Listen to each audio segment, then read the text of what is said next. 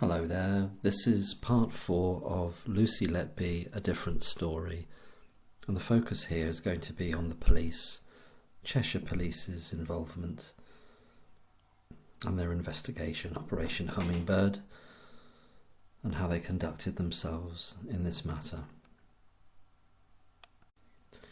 Again, this is not any kind of attempt at an exhaustive list of points, but it's my own sort of summary about some of the things I've thought, having read and watched a lot of things related to this case over the last 6-7 weeks, I suppose it is now. And I had watched some of, maybe about a third of the Operation Hummingbird video that Cheshire Police put out, and but unfortunately I didn't have the means of downloading it, or I didn't transcribe it, but I remember it.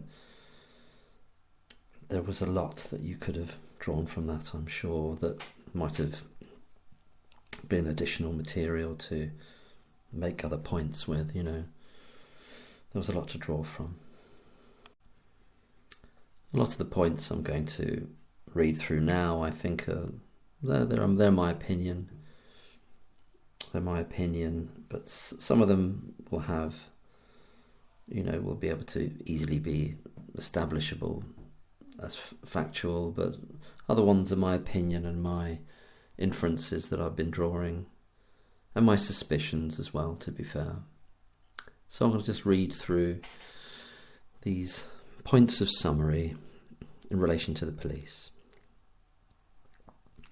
Just as a side note, this isn't to attack the police per se. I just think Operation Hummingbird and the people that ran it, I believe they've conducted a very corrupt investigation right from the very beginning. And the result of that is a terrible miscarriage of justice and an innocent person being put in prison, for the rest of their lives, but we're all hoping that that's going to be overturned, that the convictions will be overturned.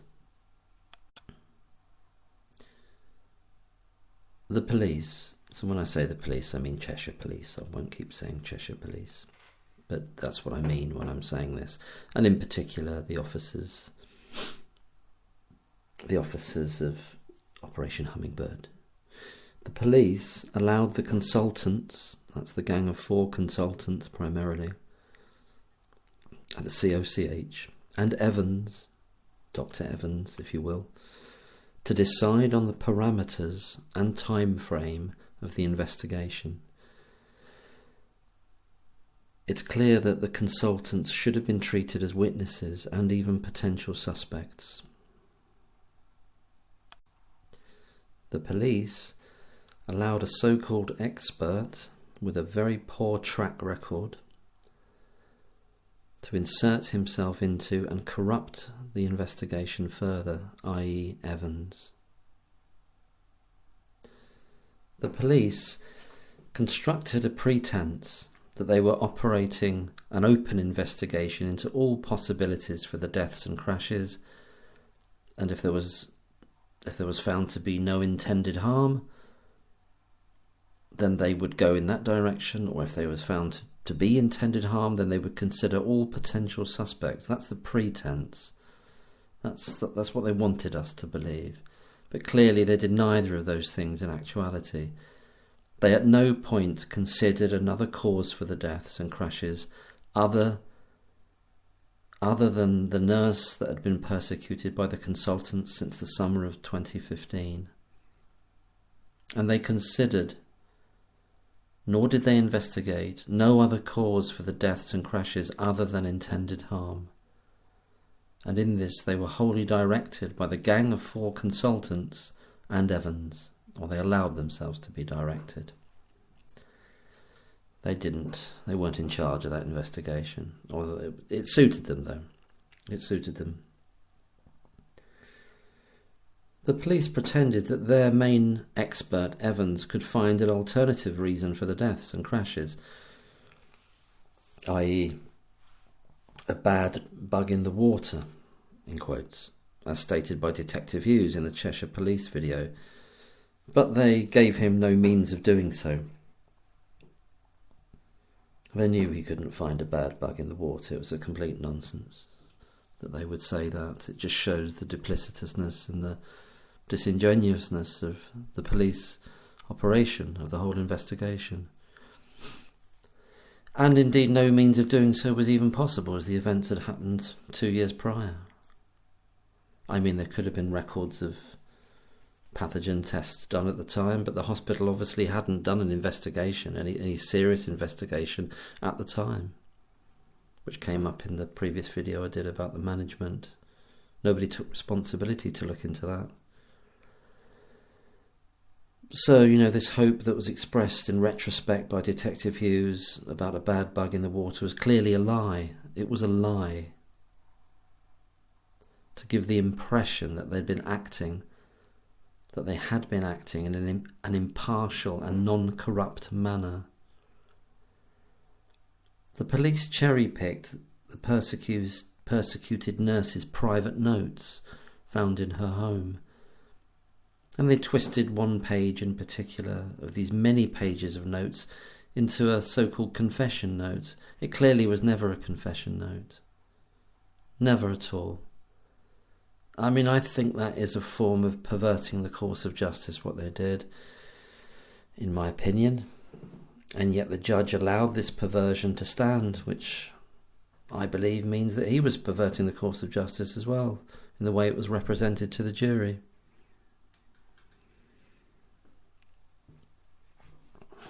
We all know that the note said, "I did nothing wrong," and yet it was twisted into a confession note.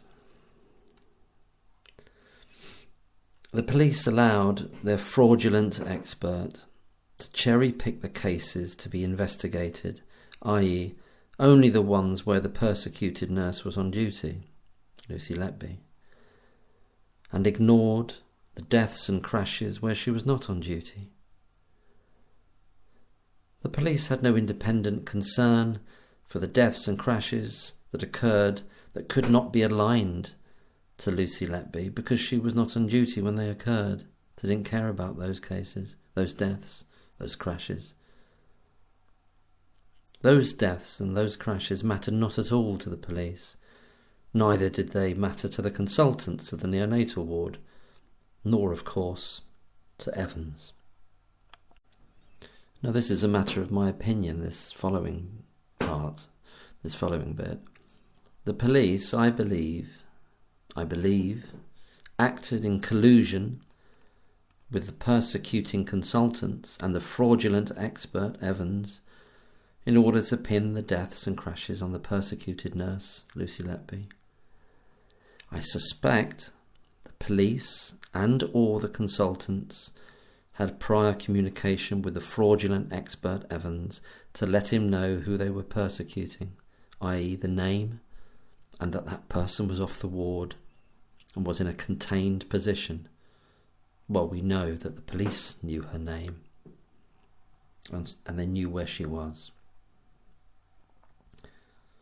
As Detective Hughes says, it was a hard question not to answer why he didn't arrest her straight away.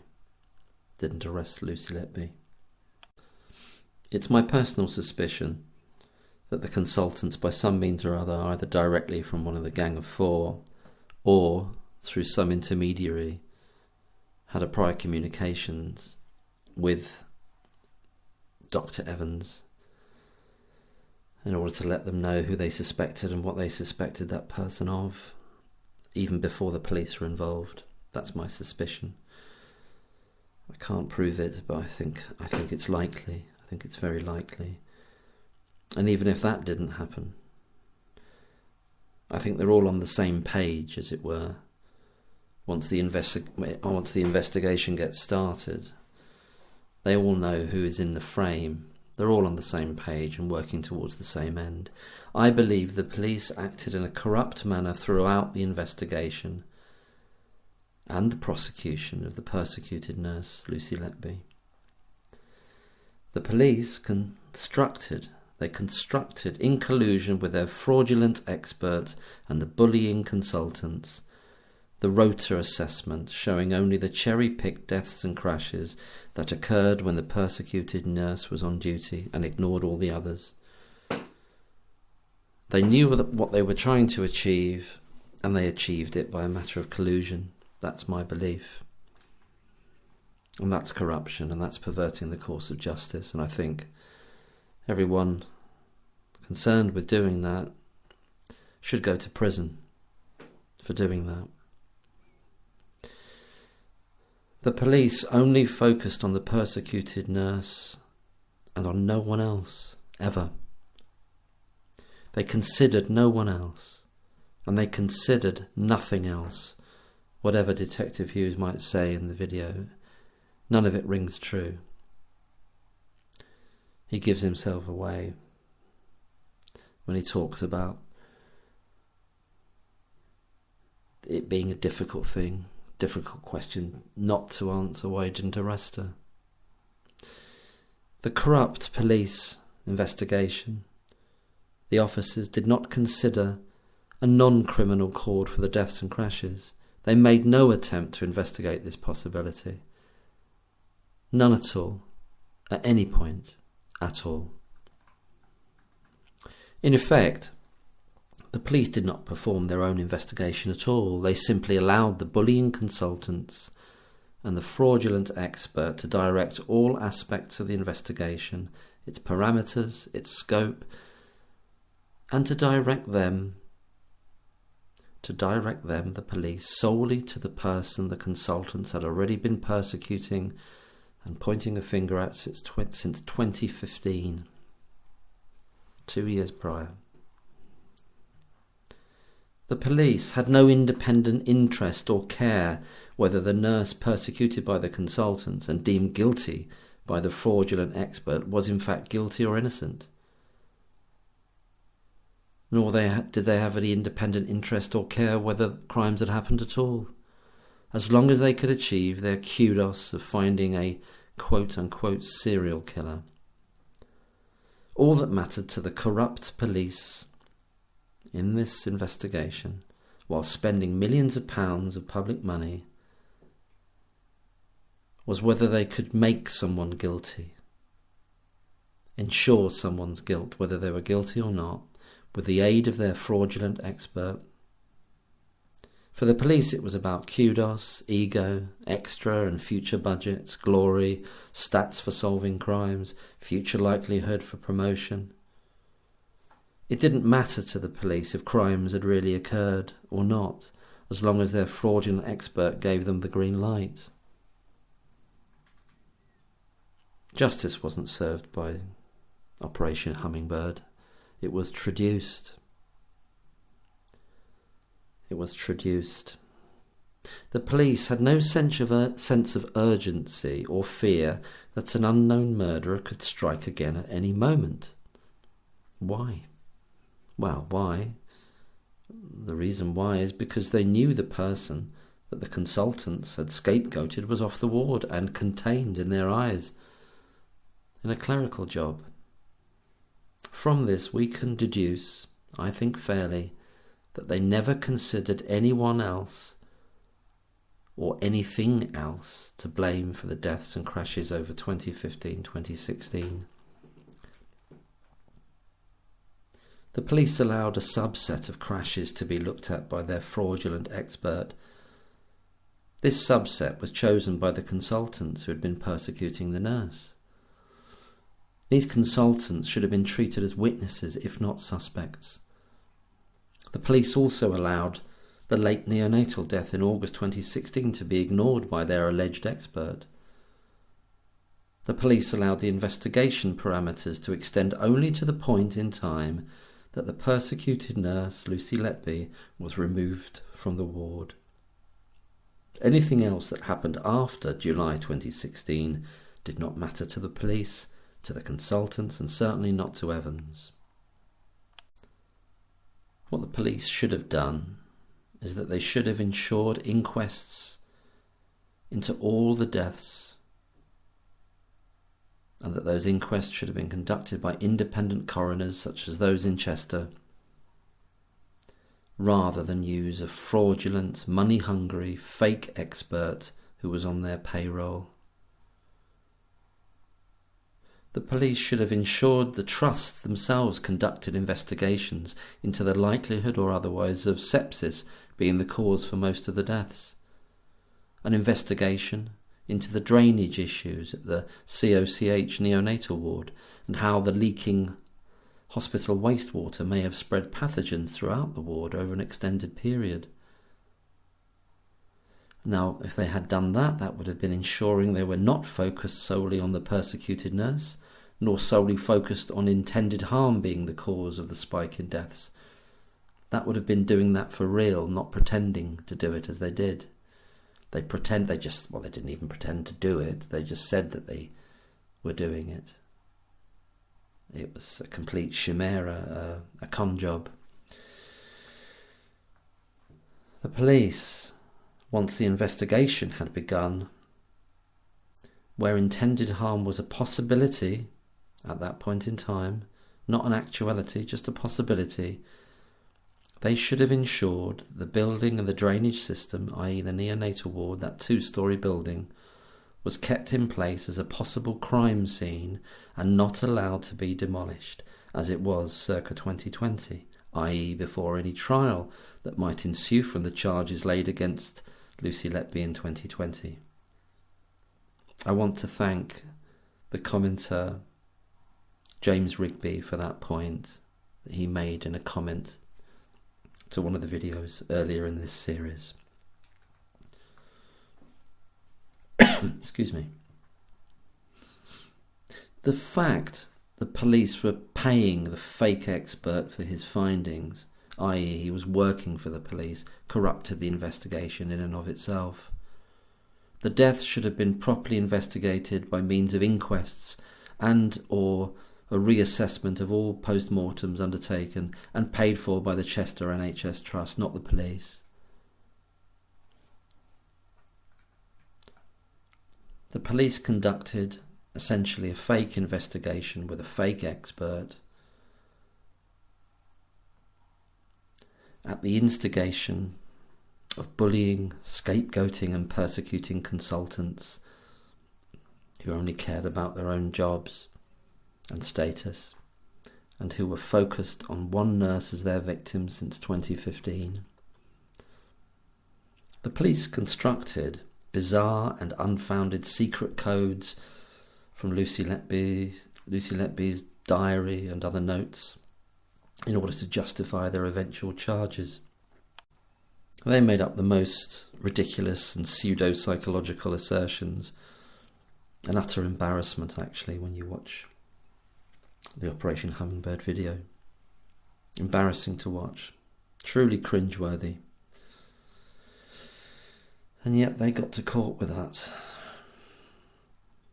The police ensured the process of reanalysing the medical notes for the 32 cases was corrupted by only sending Dr. Bohin Evans's reports rather than the full medical notes for all 32 cases, so that she could assess the notes blind and make her own independent assessments of which cases of the 32, if any, showed crashes to be unexplained and deaths to be unexplained or unexpected, and why they might have happened. The police, rather than ensuring a non-corrupted process of checking Evans's assertions, ensured a pointless rubber stamping operation with Bowen merely parroting, to all intents and purposes, Evans's findings, just as Dr. Ward Plant had done prior, i.e. the doctor Evans tells us about, who later died before he could continue as an expert on the case, but who, according to Evans, agreed with Evans's report completely. So we see here this is the MO of the police, to not allow, actually, to forbid a proper checking mechanism for Evans's corrupted and dubious efforts. The police ensured this corruption of the process. Well, why did they do that? Well, because they did not want to risk a Dr. Ward plant, or later a Dr. Bohin picking a different subset of the 32 cases they were sent, by having to look solely at the medical notes rather than Evans's reports. So they're just marking Evans's work, essentially. That's what happened. But they shouldn't. They should have been sent everything. To do it from scratch, to do it blind. Rather than what Evans had already picked, and to rubber stamp that. Had Bohin seen the full 32 cases from the medical notes, or indeed all the deaths and crashes over 2015, 2016, because even Evans didn't do that. I don't know why I say even Evans, but Evans didn't do that. She might not have stated anywhere of concern, or she might have chosen a different subset, or only some of her choices might have coincided with Evans's reports, and some might have contradicted them in terms of asserted causes. But she was led completely by Evans, and she was being paid by the police, and she knew her job, and she did it. Another corrupt individual. But the police, of course, could not risk that happening, could not risk Bohin having a blind second assessment of all the notes without knowing what Evans had already, what decisions he'd come to. And neither, of course, could Evans allow that to happen. The whole case would have collapsed, clearly. I imagine it would have collapsed. Because they wouldn't have lined up. So they ensured the corruption of the assessment process for the purposes of protecting their bogus investigation, their corrupt investigation, their investigation which perverted the course of justice. The clear perversion of justice this creates was and is of no concern to the police, apparently, and clearly of no concern to Judge Goss at the trial, nor was it, to my knowledge, picked up by Myers, the defence counsel for Lucy Letby. So that's the end of my point that I wanted to put in this video. I did have another note that I've written here, sort of some notes about the Hummingbird video. There's quite a bit of invective in it. I'm not sure whether to go through that again. I think I've done it all before, really. It's just to say, really, from memory now, watching it, you get a queasy sense watching the detectives in it that they're not particularly intelligent people.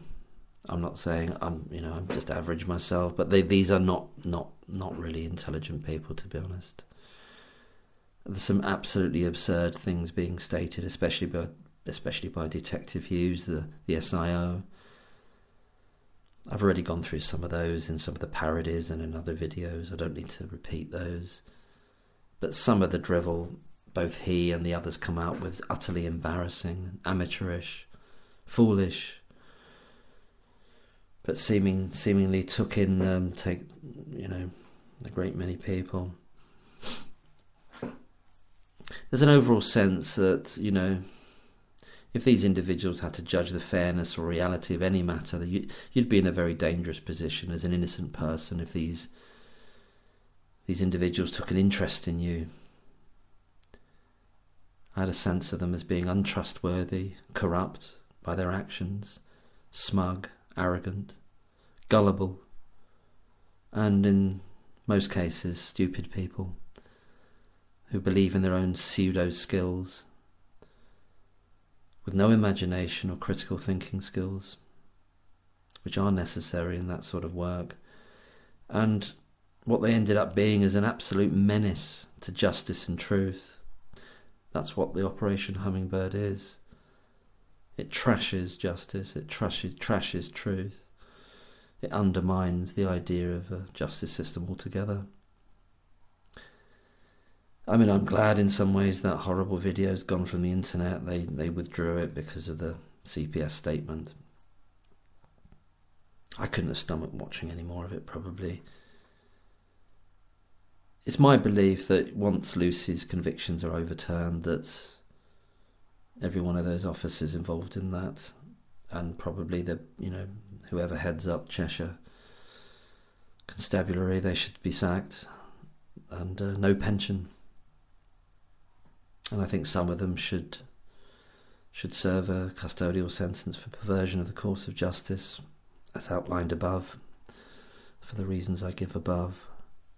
Naturally, I think none will, but that's the current criminal justice system for you. Largely corrupt. Well, pretty much corrupt to the core. I'm not talking about every policeman. I'm not talking about every judge. I'm talking about the system is rotten, systemically rotten, and full of sort of undermining pathogens in the same way that the neonatal ward was. And there are many, many corrupt individuals in positions of power. And Operation Hummingbird had a concentration of them, as those consultants were in their own way deeply corrupt people. But I think I'll leave it there. Thank you for listening. All the best. Bye-bye.